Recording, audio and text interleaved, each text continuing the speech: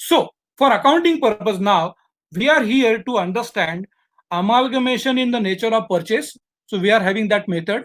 Merger is not there in TYBCom. It is there for CS students, which we could deal separately on some other lecture.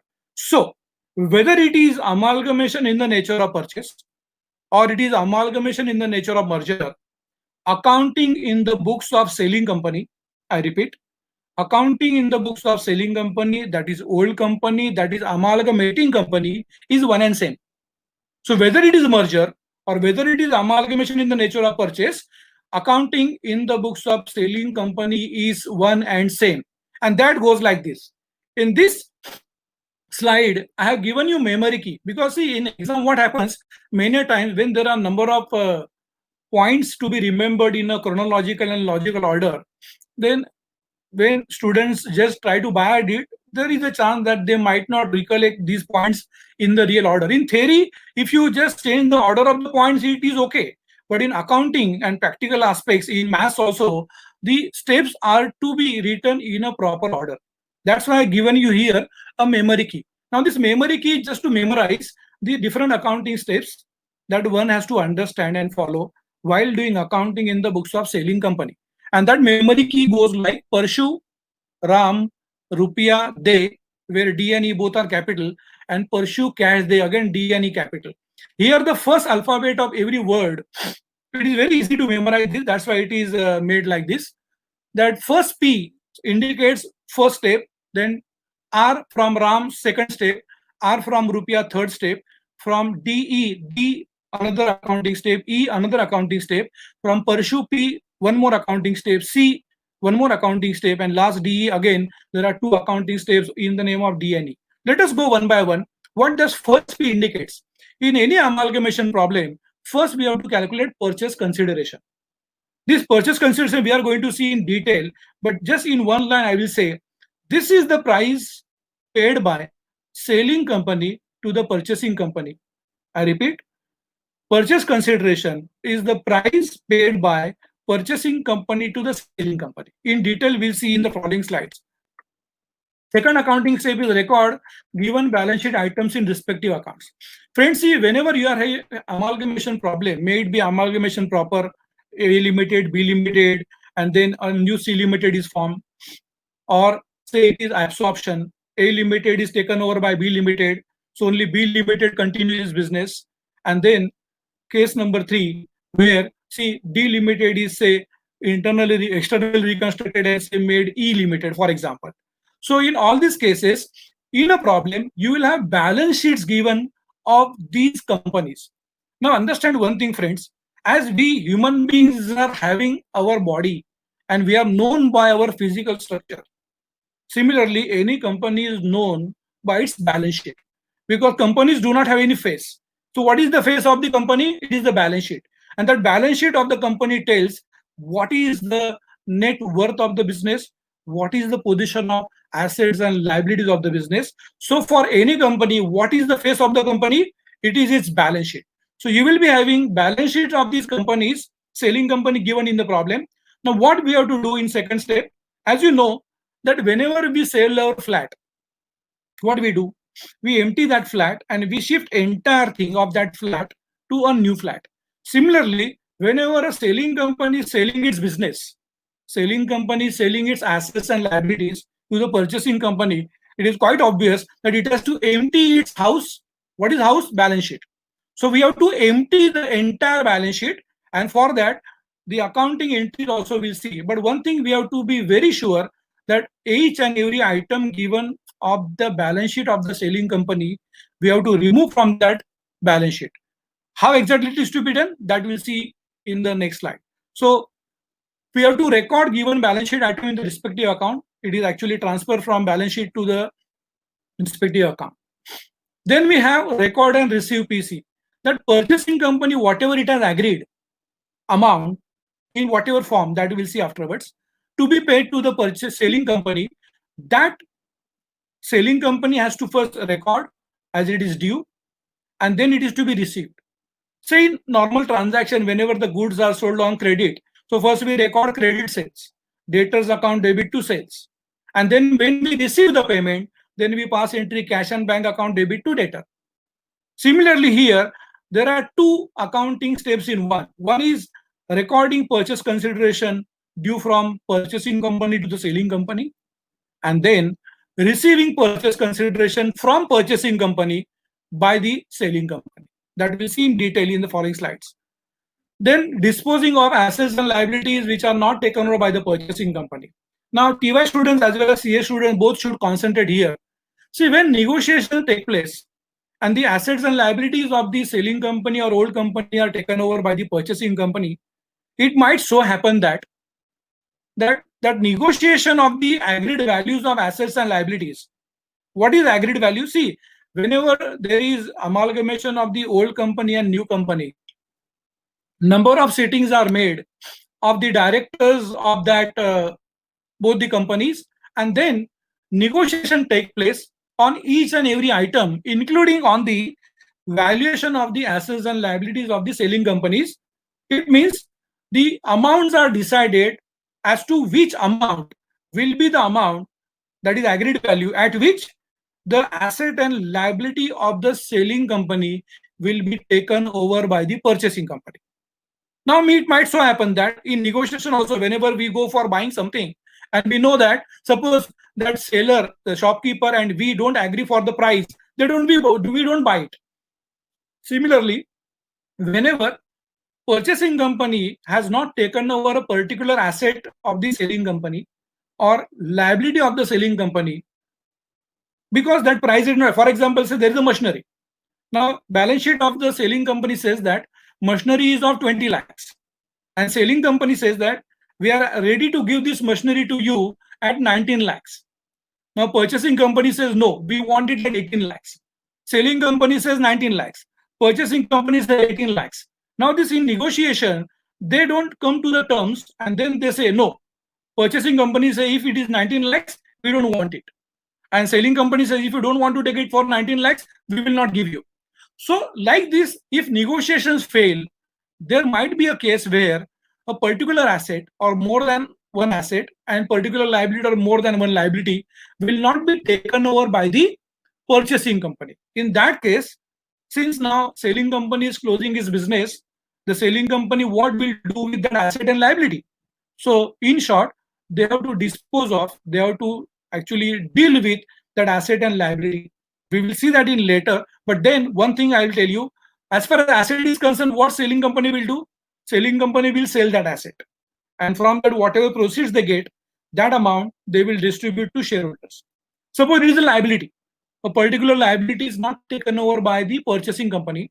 Then that liability, it might be creditors, it might be loans, that will be paid off by the selling company itself. And CS students especially, and TY BCom should also keep in mind, whenever we have any adjustment like this in the problem, that means if a particular asset is not taken over by the purchasing company, means it is sold by the selling company itself.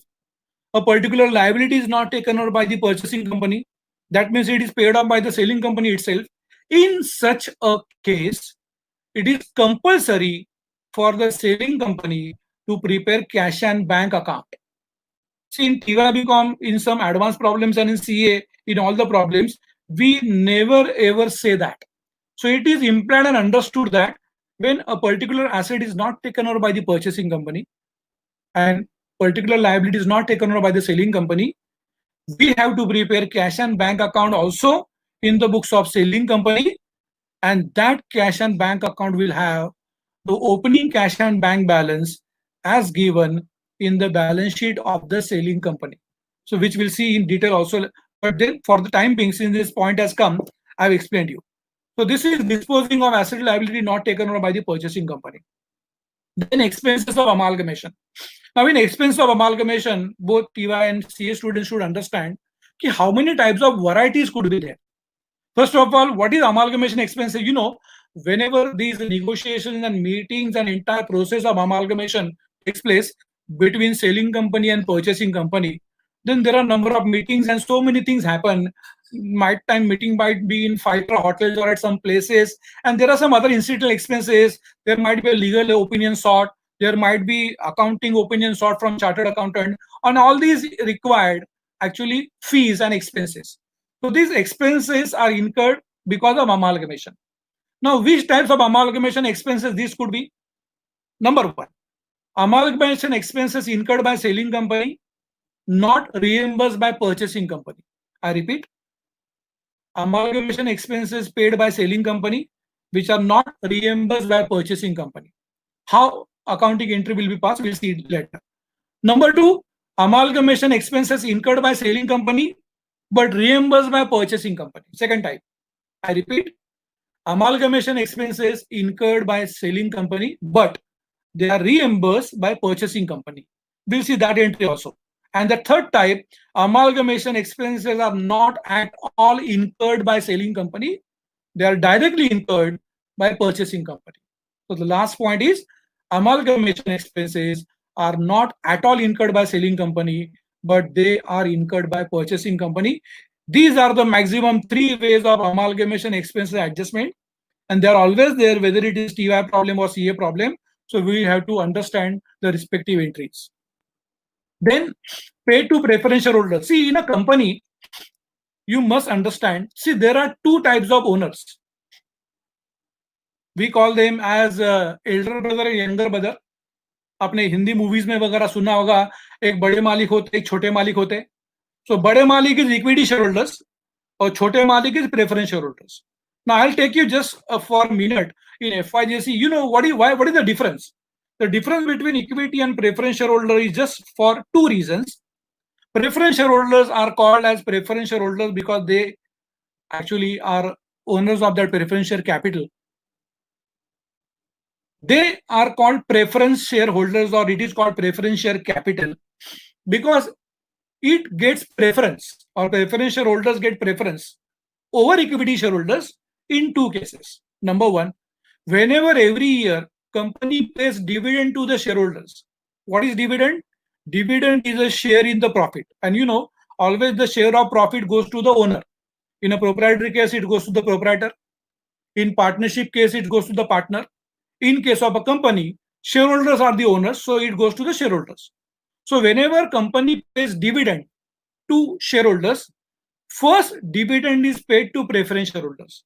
That's why they are called preference shareholders, or they are preference shareholders because of preference share capital. One more important point is that preference shareholders every time or every year get a definite fixed percentage of dividend. That is the reason why whenever you see preferential capital, you will always see a definite percentage is written before that preferential capital. 9% preferential capital means what? They will get 9% dividend every year on the capital amount. If it is 10% preferential capital, they get 10% as dividend every year of the preferential capital.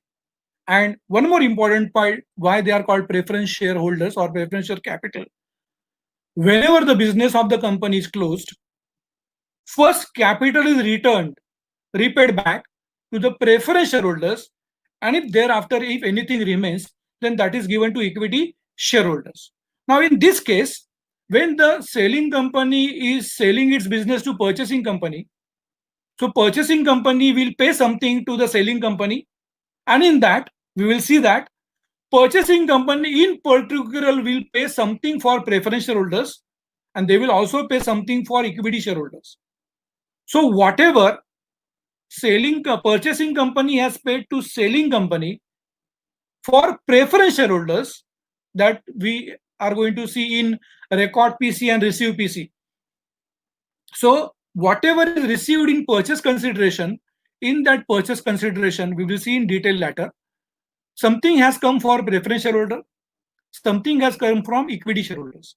So whatever has come for preference shareholders, that we will have to pay to preference shareholders here before we pay it to the equity shareholders. So preference shareholders are to be first paid with their amount as given to them by the purchasing company. Now, point here is to be remembered, many students do not understand this. When you pay preference shareholders, we will see that in detail when that slide comes. Let it be a repetition, it will help you. Preference shareholders in 99.99% cases and in say 100% cases nowadays in TY and CA exam, we see to it that after you pay to preference shareholders account will not tally. And when it doesn't tally, it will have some difference. So that will be called as profit or loss on settlement of preference shareholders. And that is to be transferred to the realization account that we'll see when we'll see this slide. After that, we have to close the realization account. See, in amalgamation of company accounting in the books of selling company, we have seen that second step, record the given balance sheet item to respective accounts, which we'll see entry by entry in the next slide. All these assets and liabilities we have to actually transfer to realization account except for three things. Number one, whatever belongs to equity shareholders, that will be transferred to equity shareholders account.